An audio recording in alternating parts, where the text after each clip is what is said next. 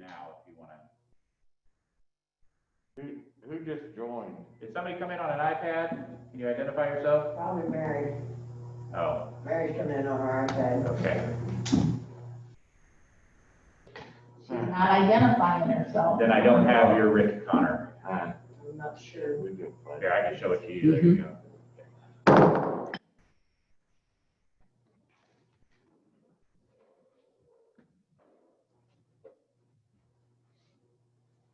I pledge allegiance to the flag of the United States of America and to the republic for which it stands, one nation, under God, indivisible, with liberty and justice for all.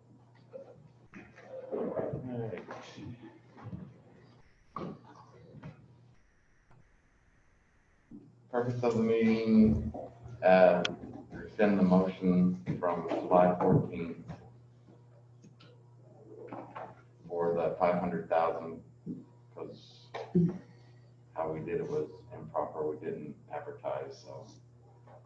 I think I made the motion, so I'll make a motion to rescind the motion. Have a motion and a second. All in favor to rescind it, say aye. Aye.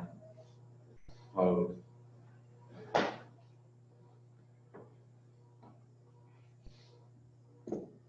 Now we need to discuss how and what amount that we're going to do the additional appropriation for if we're going to. I'm not comfortable moving forward with that until we got Jim and Correct. Rick on the line.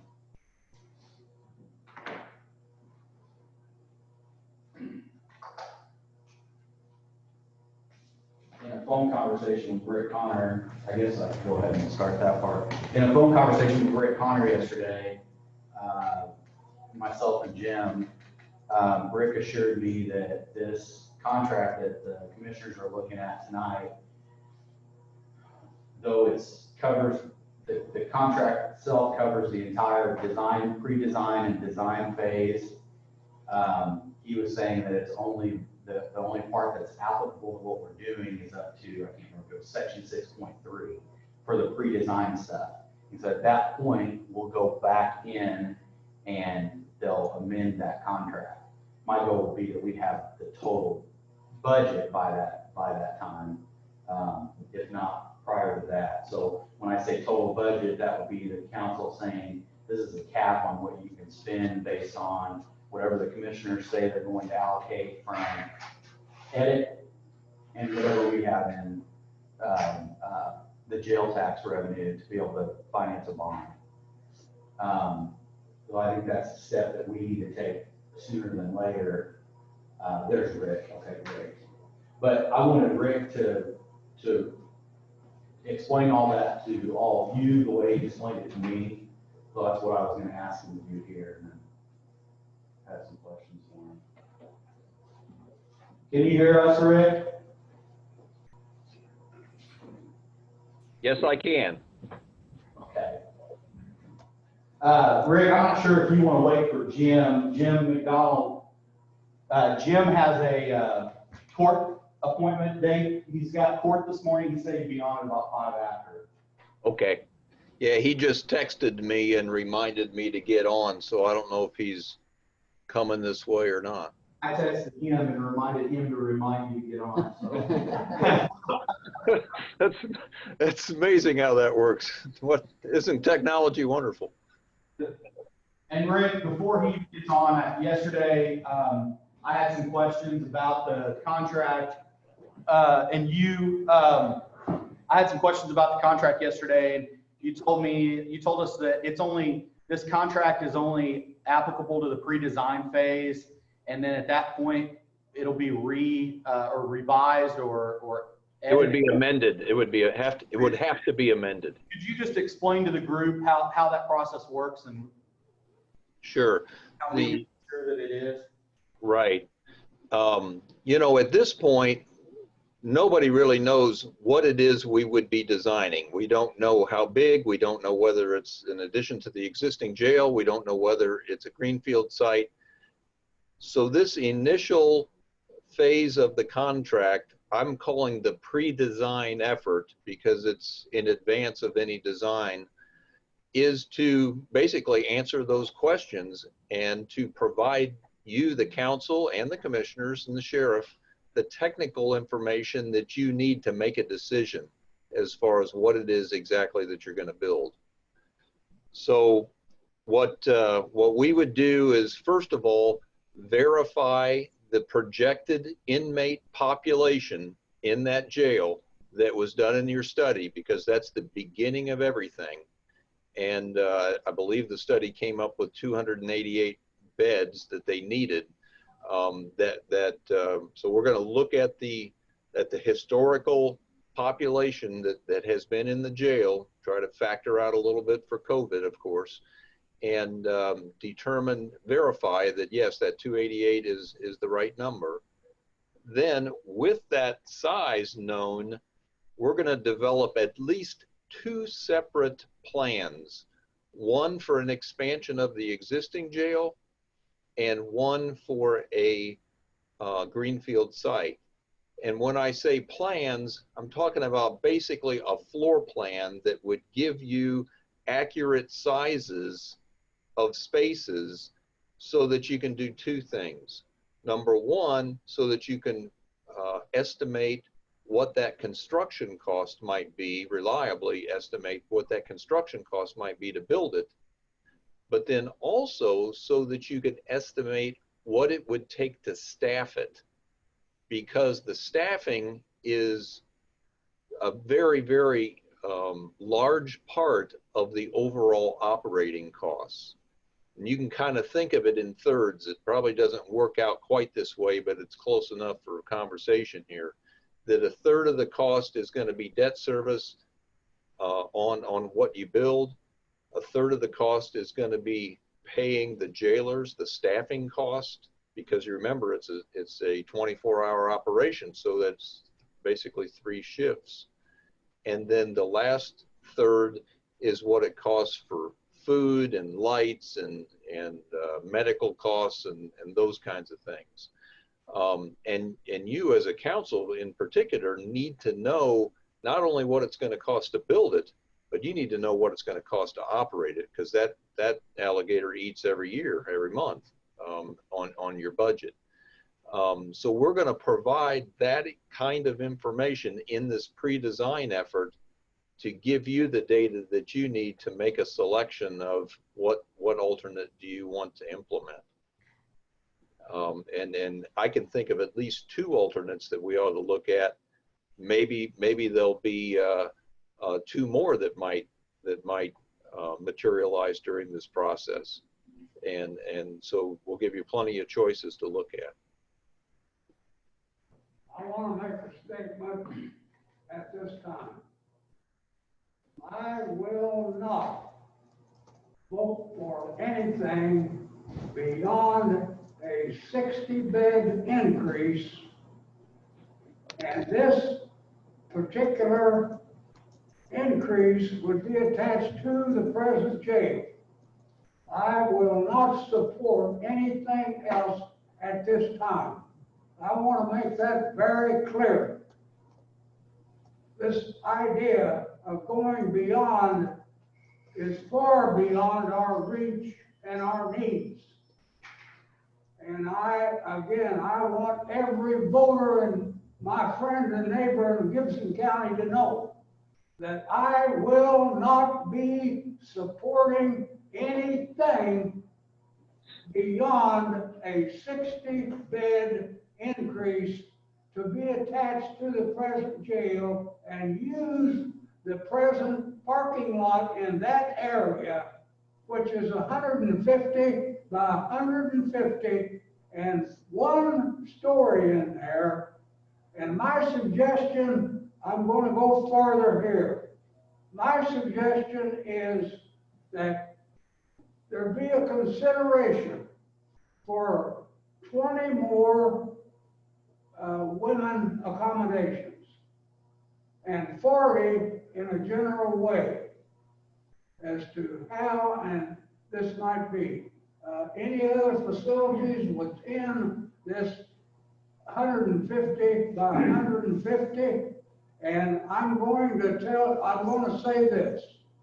There is the possibility that you could leave the parking lot right where it is and come off of this other jail, the present jail, with, you're not gonna have to have any kind of a lift or anything. You can do this with ramps.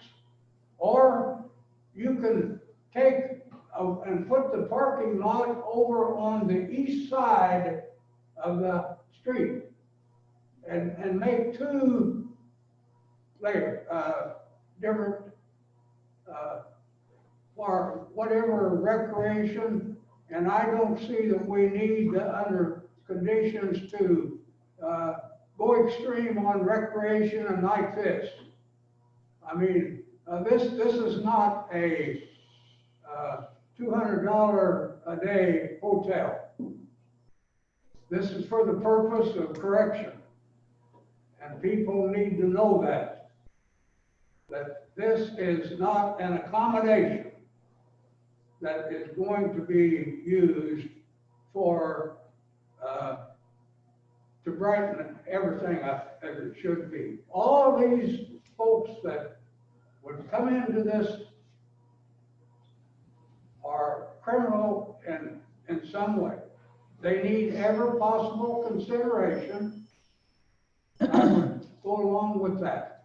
But I will not support anything beyond a 60-bed addition and update into the present jail, doing things in there that is necessary for reasonable purposes and like this.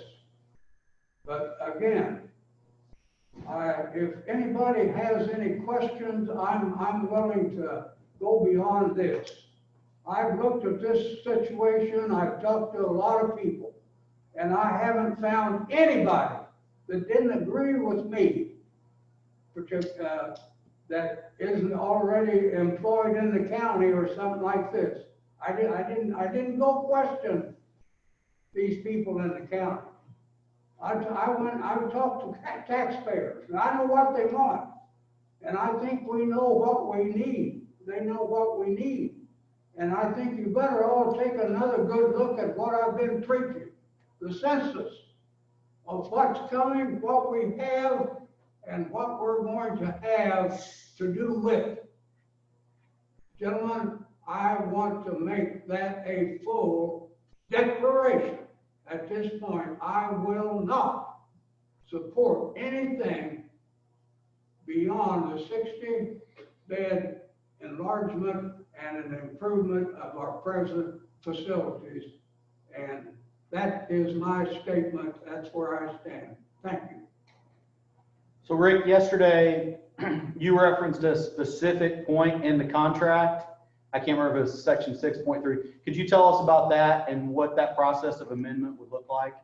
Sure. Yeah, there's actually two places in the contract where it says that the initial scope of work for the pre-designed services are outlined in that Appendix A, and that's what the contract is for at this point.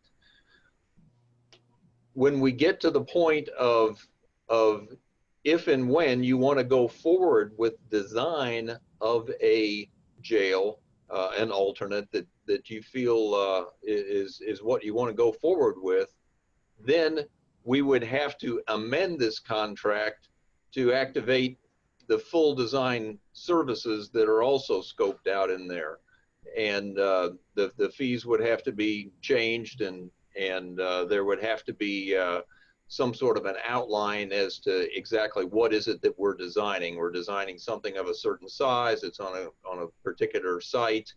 There's a schedule that would be part of the contract as well. So that we would have to come back to the council for an appropriation, and we'd have to, I guess procedurally, you'd have to go back to the commissioners for the approval of the contract amendment. And then I think we discussed on the phone that our financial counsel has advised us that the tax that we just passed, the local income tax, that the amount that revenue could get in bonds was approximately $19 million. He had 21.5 million minus, $1.5 million of fees and charges, I guess, associated with that. How will you, or how can you work within that constraint in any way? Well, I think utilizing the existing facility will help us work within that constraint as far as an initial construction cost goes. Again, what I'm going to be doing is I'm going to be designing a jail or a jail addition in accordance with the jail standards that you're required to design jails by, right? You got building code standards and you got jail standards. And again, I'm going to look at the size, how many inmates you've been receiving and you've been housing, and we're going to use that to help us understand just how big the thing might be. Then we're going to get as creative as we can to design either an addition to the existing jail or one greenfield one that will be as cost effective as possible. We will not sit down and say, okay, you've got 19 million.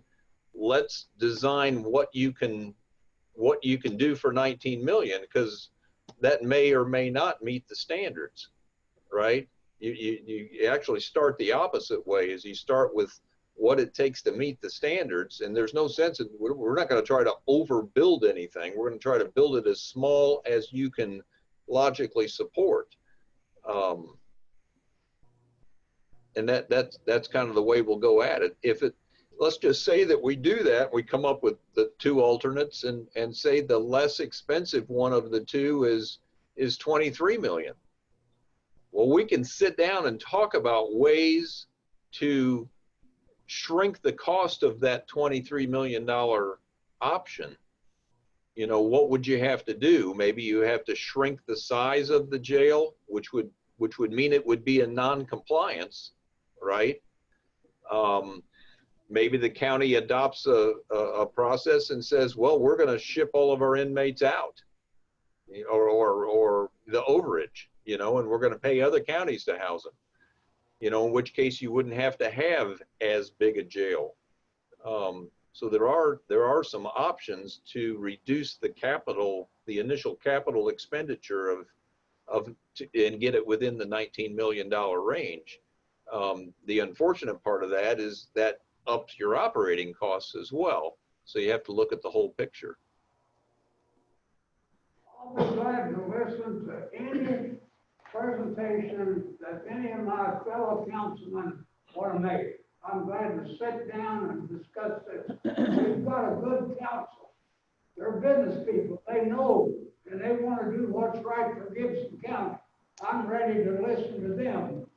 And beyond my statement immediately or here prior.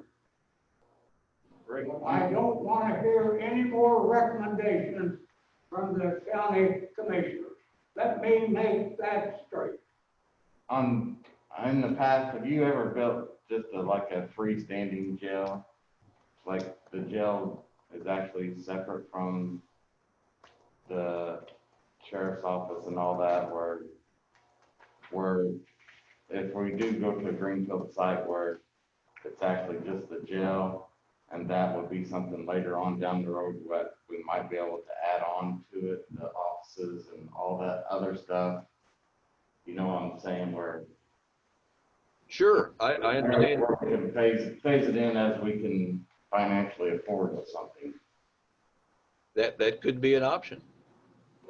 Have you ever did that in the past, or is that For most of the counties your size and even larger, that's very unusual to have two different locations. But it's not, I don't think there's any reason why it couldn't be done. Again, a lot of times when you have personnel involved, If you have two different locations, you know, it takes a little bit more personnel usually than if you just have one, because you can kind of have, sometimes you can have one guy doing two different jobs. Somewhat not working out really well. No, I have a question, Rick. You keep talking about the study and the jail numbers and the population and everything. Is that a complete redo of what we've already paid? I believe we allocated $10,000 for it last year.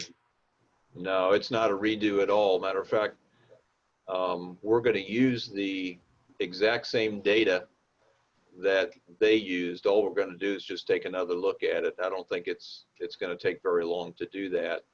And then the other part that might take a little bit of time is we're going to update it, because I believe when they did the study, they stopped looking at data like first quarter of 2019. That's when they, you know, their data ran out, because that's when they were doing their work. Well, we've got more data now. We've got all the rest of 2019 that's available, and I don't know that a little bit of 2020 might be helpful, but most of 2020 is probably not very helpful, because that was when we had the virus. So I don't think looking at that data is a big time crunch deal. But I do think it needs to be looked at, because it's the basis for everything. If I look at it and I say, you know, I kind of disagree. I don't think it should have been 288 beds. I think it should have been, you know, 228 beds. Well, then that's an advantage to the project. On the other hand, if, you know, if it's right on, then we just, you know, that's what we got to deal with. Rick, I know, and it may have even happened since we talked yesterday, but the ACLU attorneys are pushing back on the idea of us still considering an addition. Would you be willing to draft some sort of a statement to them to let the attorneys know that you know, that based on the budget constraints, that it's necessary to continue to look at that possibility? I think it's going to come down to this, and I'm happy to make a statement. And as I told you guys, I'm happy to participate in some of those conversations with the attorneys and the judge and what have you. But I'm going to tell you, it's going to come down to this. They're going to want whatever jail we come up with, they're going to want it designed to jail standards. And that would be the same if you're putting an addition on to the existing jail, or if you're doing a greenfield site. It's all going to have to come up to jail standards. You're looking at the existing parts of the existing jail. I mean, there's a lot of that doesn't meet standards. So you can make it meet standards by having more jailers in there, more supervision. So that's what we're going to be looking at in that option, is how can we utilize the existing jail, save capital cost, and what do we got to do to it from a personnel standpoint to make it in accordance with the standards. And we're just going to have to look at it. You're kind of in between a rock and a hard place on that one. So at what point during the process do we establish like an overall budget for us as the owners? What will come out of this pre-designed work is a budget, both in terms of capital cost and operating cost, for each alternate that we consider. If we only consider 2 alternates, then you'll have those costs for those 2 alternates. And that will then become your budget. Maybe we add a little contingency in it or something like that, because you're going to go out to bid, but that'll be your budget going forward for what you decide to design. So my main concern is I want to make sure that, you know, after the commissioners discuss what if any edit money they can contribute or obligate, I guess, for the 20-year bond payment period. My concern, what I don't want to have happen, what I want your word that we wouldn't, is that we come back with a design plan or pre-design result that we can't afford and we're back to square one. That's the whole purpose in doing this pre-design effort, is to establish that budget, and that budget then becomes our guiding light going forward. That's what we're designing to. And the reason that, you know, this pre-design effort is so involved, I guess, or takes some time, is that we have to come up with some real live drawings so that the budgets that we come up with are based on something that works. What you have so far is you've just got a bunch of people's sketches, you know. You can't hardly come up with a very reliable budget from a sketch. So we're not going to design the thing in the pre-design effort, but we're going to have a heck of a lot better feel for how big it needs to be and the details of that, so that we can have a reliable budget. That's our goal, is to give you a reliable budget to go forward so you don't have any surprises. Matter of fact, I hope the surprise that you have is that it costs less than that because of the way you're timing the construction market. I think construction prices are going to hold or go down because of the economic uncertainty that we're experiencing. I think that should be an advantage to Gibson County. I wasn't able to find the final draft. I think the link that I had to DLR's server SharePoint had expired, but in a previous jail draft, they laid out 3 options, and they each had, so I'm asking kind of about you had originally the contract had $34 million in as construction costs.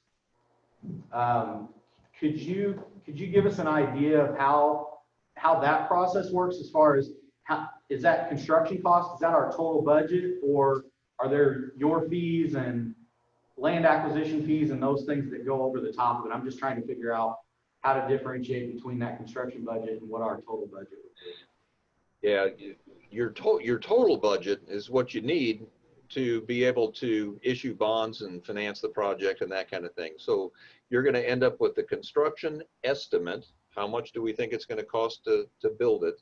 You're going to end up with our design fees. You're going to end up with bond issuing costs.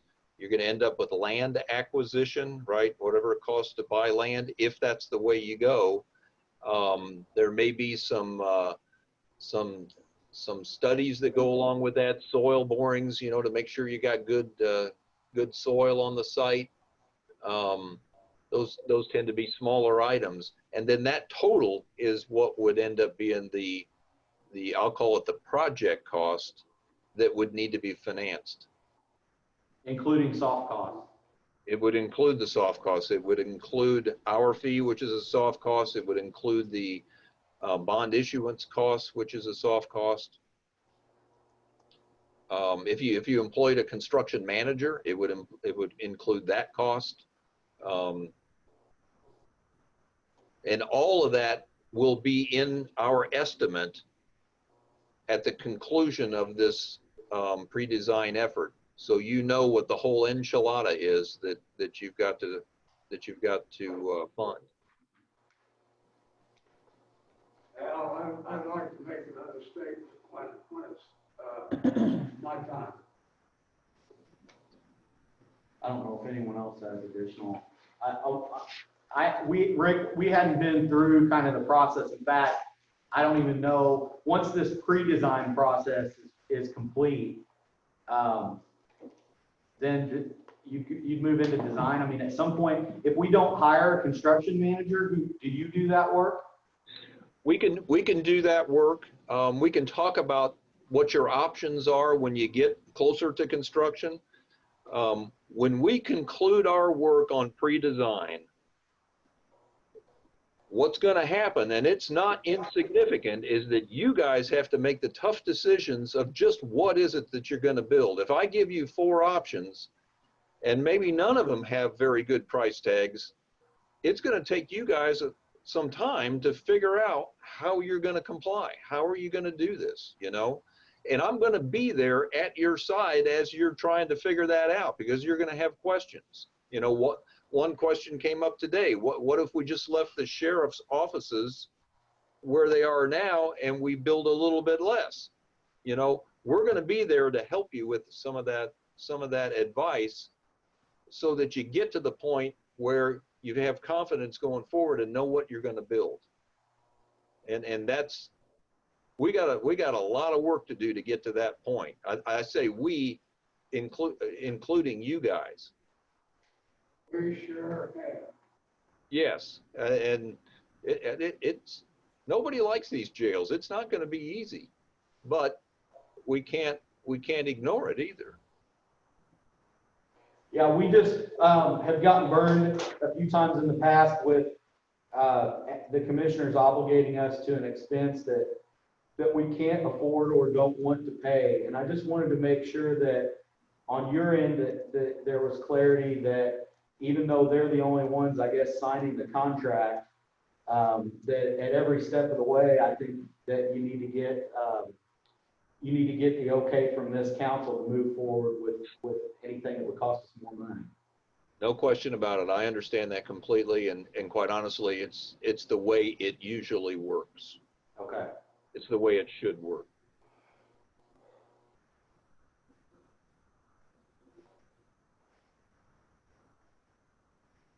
I think that, so that estimate that we'll have at the end of pre-design would include, that would tell us what your fees are going to be, the whole 9 yards. Yeah. Okay. I don't have any more questions. I don't know if anybody else has. Bill? At the meeting that was held here some time ago, this council agreed that they would see to it the money was available to raise the standards of this present jail, and that they would support additional.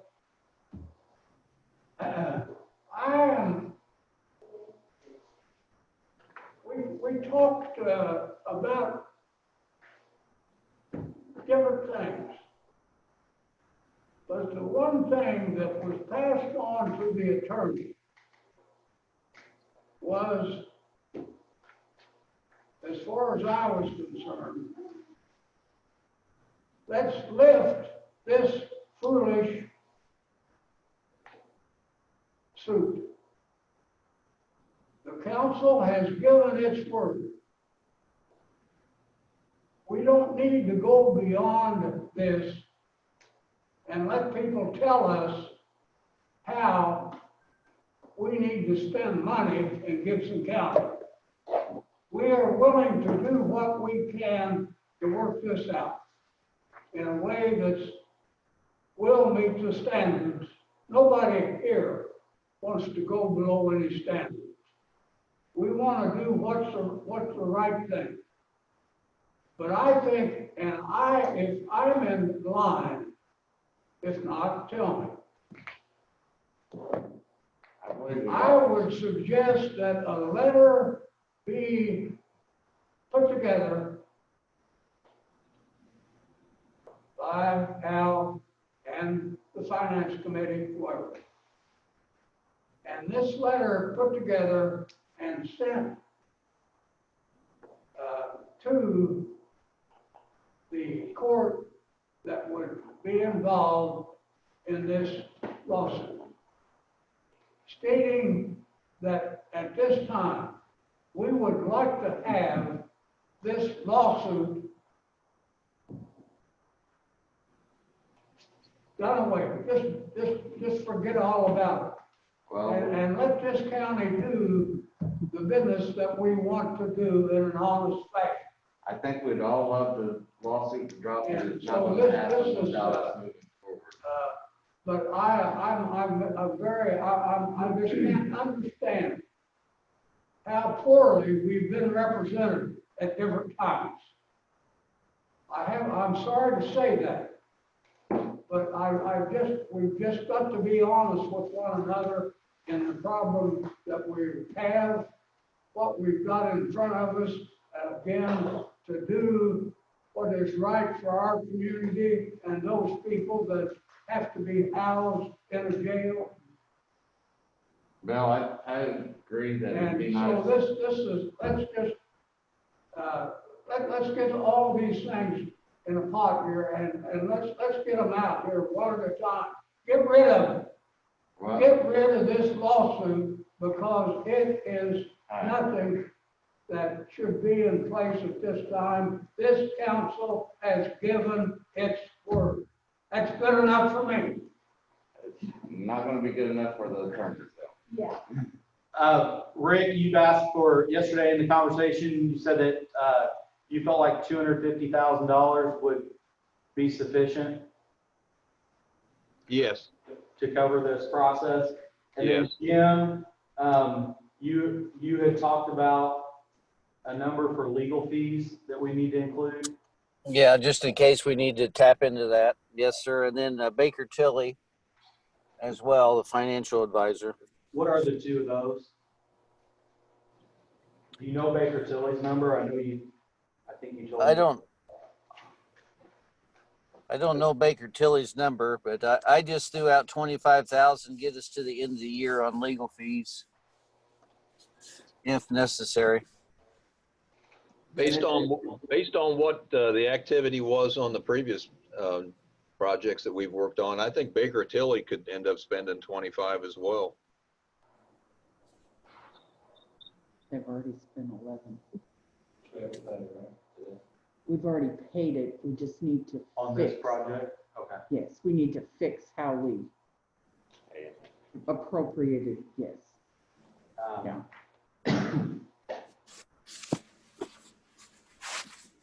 So we can fix that today, or do we need to add it into this line? This would be, if we did would be in- 250,000 for pre-design, advertise.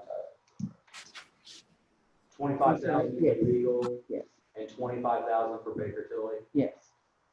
Plus the 11, but you can do the 11 separately if you want to, or you can include it.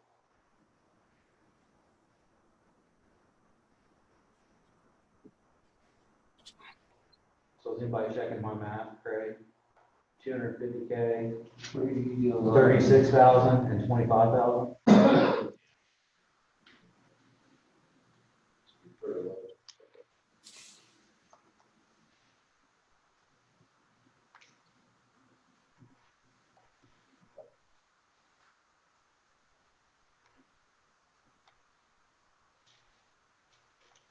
So that 11,000 is for Baker Tilly. Yes, that The original tax itself. was paid back actually paid back in April, but it wasn't done with the additional appropriation. It was just a motion to pay the invoice. It's already been paid. So we want to go back and fix that. And then we'll advertise it and then include it in what we. What's our total advertising here? 11,000. Does that sound okay, Jim? Does that sound right? 311,000? Yes, sir.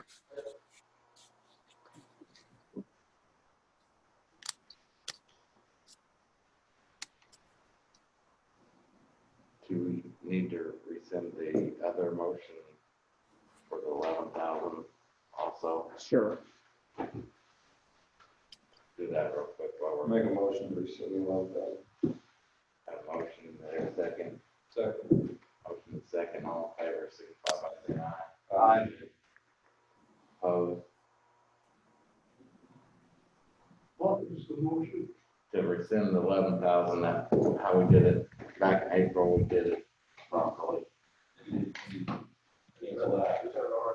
Yeah. I vote. Aye. 6. All right, Okay. now we got that part fixed. Now let's move on. Need a motion to advertise, leave the 311,000 additional appropriation to come out of the jail tax.